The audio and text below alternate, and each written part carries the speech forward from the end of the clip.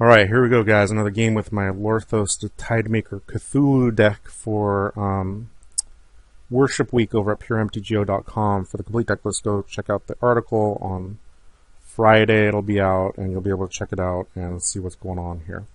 Again, you know, there's a lot of like Krakens and Eldrazi and scary stuff, and sometimes if you're able to ramp out, people can't handle it, and sometimes you get stuck twiddling your thumbs and people crush you. So here's another game. Let's go look at my opponents. First up, we've got Thada Adel, who is problematic mainly because I have a lot of artifacts in my deck to help me ramp, and she can steal whatever she wants from me.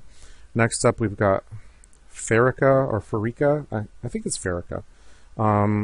We don't see much of her, and this is the first time I've played against her, so let's see what she actually tries to bring. And then finally, we've got Olivia Voldaren, Vampire Tribal.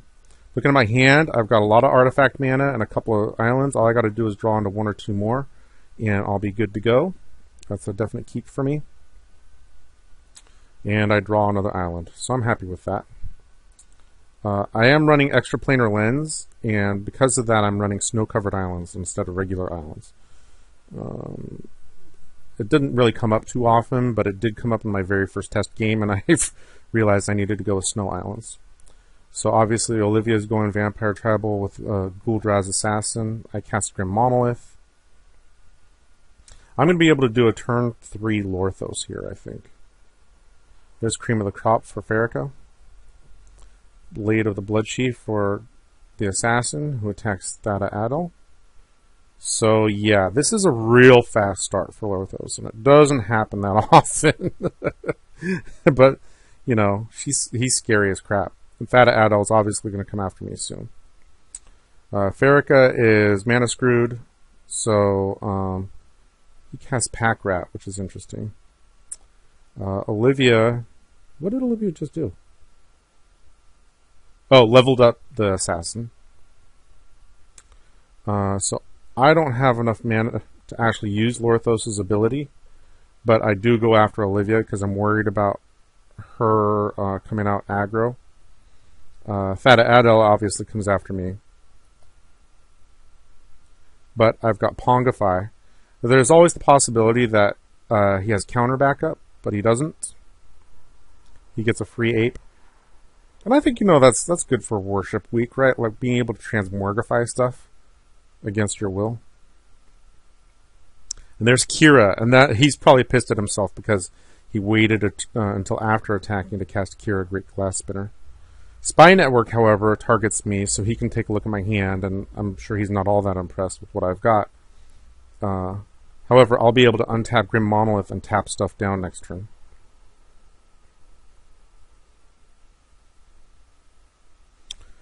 Pharika is once again mana screwed. I untap my Grim Monolith. Olivia is hitting her land drops, though, and she kills off the Pack Rat with the Assassin. Most games don't go like this, guys. I basically tap down everybody's land.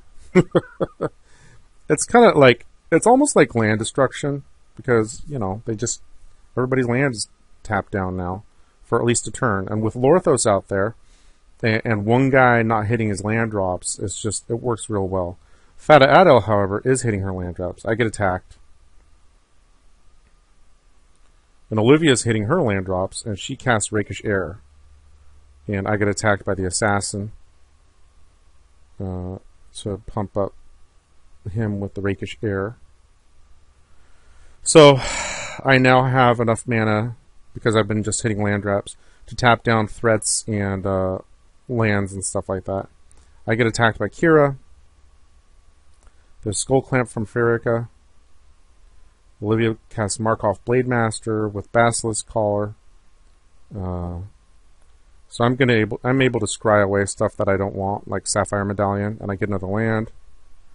Now I'm just going after Thada Adel again, and I'm tapping down all Olivia's stuff because I'm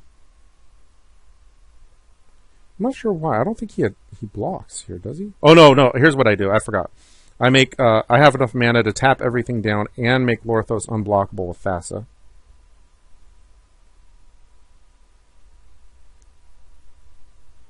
Yeah. So that's enough to take out Thada Adel. I screwed up my mana here a little bit because I don't remember what I did. And then Pharika concedes because she isn't hitting any land drops. However, with Rakish Air out there, I'm going to take a pretty good hit. I'm at 23 right now. Rakish Air is going to make all his dudes big. Especially Markov Blade Master, who has double strike. Luckily, I do have a ton of mana now, so I can start tapping down his threats and his black mana, I think is what I tap down. I just keep drawing land. And Lorthos, one-on-one, is just amazing. Yes, he does have several outs, but Lorthos is a 3-hit killer, and I don't think he's going to... I hit him once early on, too. So he's got one more turn to draw something. He has no blockers. He manages to draw a swamp, but it's not going to be enough. He's got no cards in hand. And he can ping Lorthos for 1 with Olivia, but that's not going to be nearly enough. Most games don't go like this, guys. I've had like a couple of pretty good games in a row with Lorthos, but I think most of the time they don't go like this. And I draw another island, and I'm able to take him out.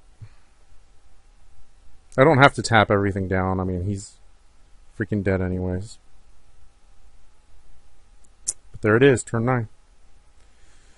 Alright, guys. Quick and brutal. I'm pretty sure there's other videos of this deck you can watch. Alright, thanks. Bye.